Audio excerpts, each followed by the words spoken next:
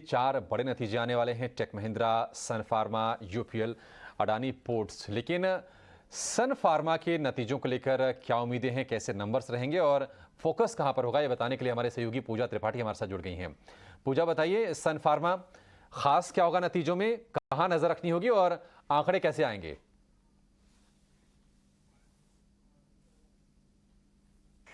सनफार्मा के नतीजे तिमाही दर तिमाही कंपेयर करेंगे, क्योंकि पिछले साल कोविड का भी एक असर था, जिसकी वजह से हमने देखा कि बेस जो है वो काफ़ी ऊंचे हैं। तो इस वजह से हम क्वार्टर ऑन क्वार्टर कंपेयर करेंगे नतीजों को, और नतीजे जो है वो कमज़ोर दिखाई देंगे। अगर बिक्री की बात करेंगे तो वहाँ पर 3% की बढ़त ज़रूर नज़र आ रही है, लेकिन मुनाफे में अगर नज़र डालेंगे तो वहाँ पर हल्का दबाव दिखेगा। हमारा अनुमान है करीब 2.5% की गिरावट दर्ज हो सकती है। कामकाजी मुनाफा भी 4% से घटा रहेगा, और जो मार्जिन रहेंगे कंपनी के वो 24.9% से के पास रह सकते हैं, 27% से घटकर। अब यहाँ पर कंपनी अपने स्पेशलिटी कारोबार में जिस तरीके से फोकस कर रही है, उस पर R&D बढ़ा रही है, उसका असर हम देख सकते हैं कि कंपनी के मार्जिन पर पड़ सकता है। और आने वाले समय में इस R&D के चलते एबिटा मार्जिन ज़रूर वहाँ पर बढ़त दिखेगी, लेकिन इस क्वार्टर में थोड़ा प्रेशर यहाँ पर देखने को मिल सकता है। और क्वार्टर 2 FY23 में इनका मानना है कि ग्लोबल स्पेशलिटी बिक्री जो है वो $5 मिलियन से इंक्रीज हो सकती है अगर तिमाही दर तिमाही दिखेंगे तो ये एक फैक्टर है जो कि नतीजे में असर डाल सकता है। इसके अलावा बिक्री की बात करें, एक्स टैरो अगर बिक्री को देखेंगे तो वहाँ पर भी तिमाही दर तिमाही बढ़त ही देखने को मिलेगी। लेकिन हम कुल मिला के बात करें तो जिस तरह से R&D एक्सपेंडिचर बढ़ रहा है सन फार्मा का, उसका असर इस बार के नंबर्स पे और ऑपरेशंस पे पड़ सकता है, और हम देख रहे हैं इस वजह से कि ऑपरेटिंग फ्रंट पर नंबर कमज़ोर नज़र आ रहे हैं। ठीक है, R&D खर्च बढ़ने से मार्जिन पर प्रेशर आएगा और ऑपरेटिंग लेवल पर थोड़े से नतीजे कमज़ोर साइड पर आते हुए दिखेंगे। हालांकि नतीजों से पहले हम देख रहे हैं कि आज फार्मा स्टॉक्स में आज तेज़ी है और सन फार्मा का भी शेयर ऊपर ट्रेड कर रहा है।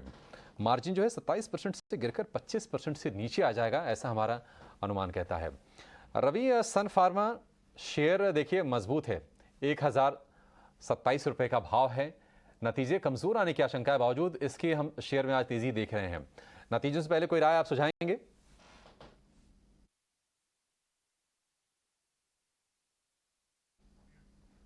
रवि, शायद आप फिर से म्यूट पे चले गए हैं।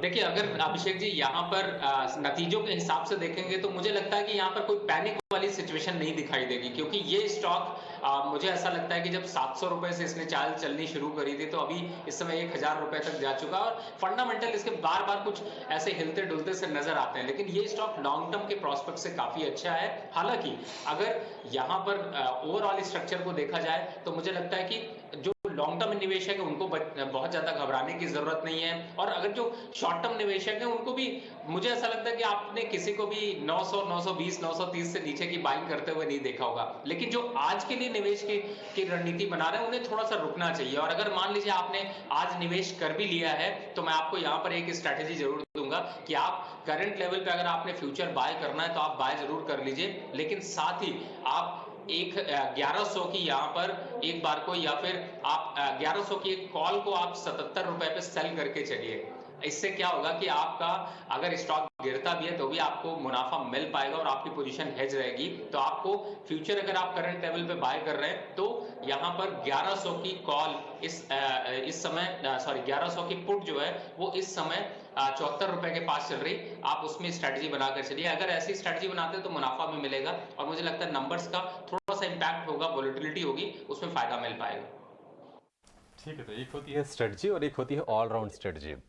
हमने कैश को लेकर स्ट्रेटजी पूछी, फंडामेंटल ओपिनियन जानना चाहे, लेकिन आपको देखिए